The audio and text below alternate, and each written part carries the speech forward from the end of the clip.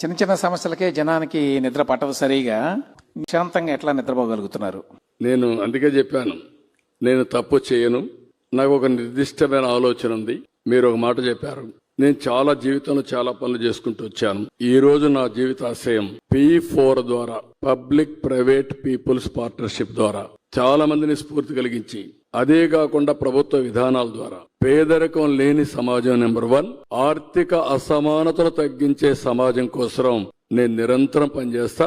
అది ఉన్నంత వరకు ఏ తప్పు చేయను, చేయాల్సిన అవసరం లేదు. 30 ఏళ్ల మునుపు ఒక చిన్న కంపెనీ పెట్టాను, ఒక చిల్లింగ్ సెంటర్తో స్టార్ట్ చేశాం.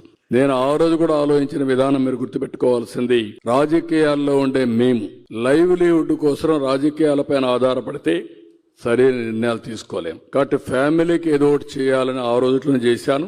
ఆ కంపెనీ మా మిస్సెస్ గాని మా పిల్లలు గాని చూసుకున్నారు. ఇప్పుడు వాళ్ళకి ఏమి ఇబ్బంది లేదు.